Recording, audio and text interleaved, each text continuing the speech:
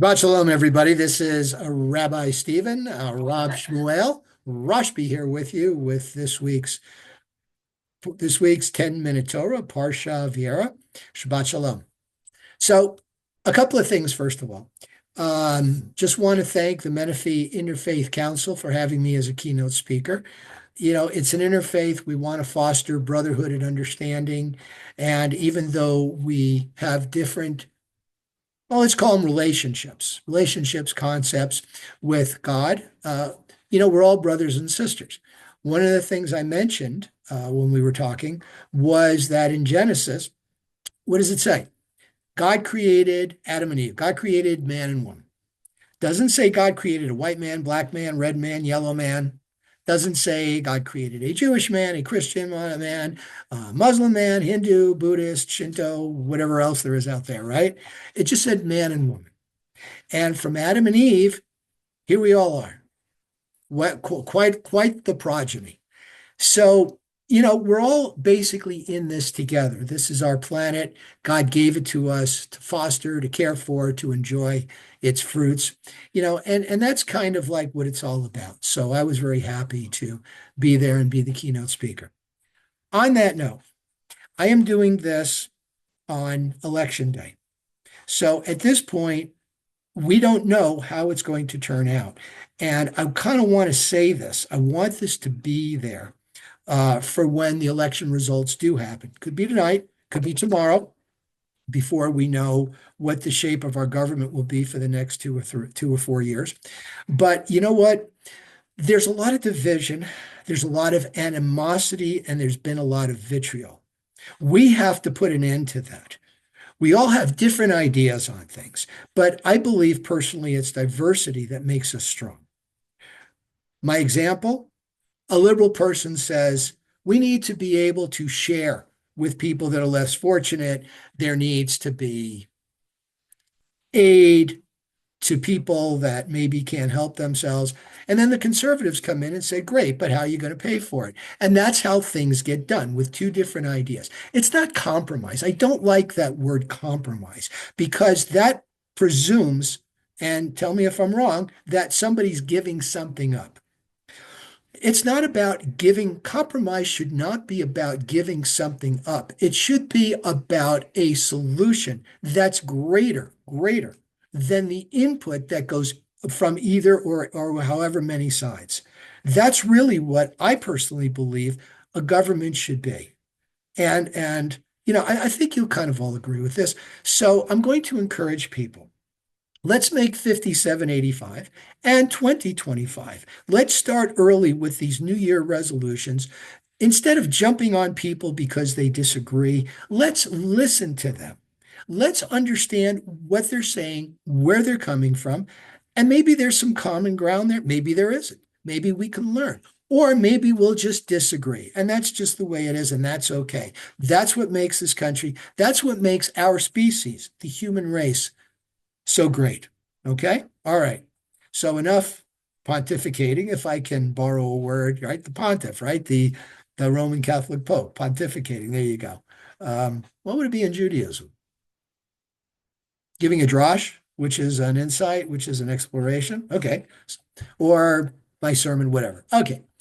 Let's talk about what's going on in Vayera. Now, at first, Abraham had just circumcised himself. For the squeamish, please put your sound on mute for a minute as I tell you that. Ready? Okay. Abraham takes a sharp rock and cuts the foreskin off of his penis. Okay, you folks can put your hearing back on now. And he's recovering. And as he's recovering, the three men, okay, they're really angels, come to him, and each one has a message. The first message is that Sarah's going to give birth this time next year, their time frame. They also say that Sodom and Gomorrah is going to be destroyed, and they also are going to heal Abraham and rescue Lot. And by the way, this is where, I'm a freak for cantillations. This is where that shalshelet, that little squiggly line, first shows up as they go to Sodom, which is where Lot and his family is, to rescue him. And they say, come on, you got to come with us. And he's like, well, I don't know. And they went to grab him. And that's when that cantillation comes off, which is like, da, da, da, da, da, da, right? Where Lot is, considering he's kind of wavering. Same situation as we get close to it. Joseph wavers when Pharaoh's wife tries to seduce him. So we have that. We have the birth of Isaac.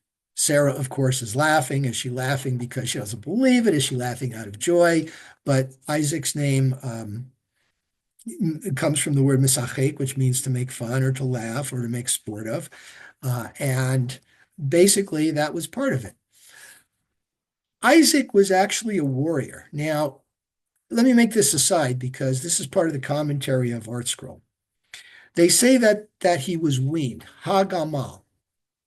And if you take the Hey and the Gimel, the first two Hebrew letters of the word Hagamal, weaned or redeemed, same word, the Hey is, the Gematria is 5. And the Gimel, the Gematria is 3. What is that? 8. Mal, mol, circumcised, right? So 8 days he was circumcised. It's an interesting lesson in Gematria. And he was kind of a warrior, go male. He was a warrior. He went up and, this is at the end of the chapter. He goes up with Abraham. And according to, if you do the math, Abraham was 137, Isaac was 37, and he willingly laid down on the altar, expecting to be offered. Now, the offering was kind of an example to the rest of the world that there will be no more human sacrifices. That is out. That's one of the reasons, aside from testing Abraham's character, that it was a message to the world that we need to move on from that. And we did the offering of the animal, and the ram was there, and of course we blow the shofar in honor of that ram for being the offering. Okay, now important stuff, yes. But part of my feeling on the Torah is that, and other people may agree with this, there's nothing superfluous, nothing that's extra or added or just there because. And there is an event there between these happenings where Abraham and Sarah are in Gaza and Philistia, and Abraham makes a covenant, an agreement, a contract, if you will, with Avimelech, who is the king there of Philistia, and Phicol, his general. There was some disputes. You had Abraham's workers, you had Avimelech's workers. There was a well. It was tough to find water. I mean, here today, you just turn on the faucet and there it is. But back then, you had to find a water source. And when you did, you pretty much treasured it because that was your drinking water and that was your irrigation from the land so that the earth could grow its produce and feed you and whoever else. So they were disputing it. And what does Abraham do? He does everything he can do to think of to avoid a confrontation and a fight. He goes to Avimelech, they make a covenant. Abraham's like, look, I kind of dug the well and, I think we can come to some arrangement here. And they do. And they make peace. They make peace. This was Abraham's message. He makes peace with people that there could have been a really bad situation.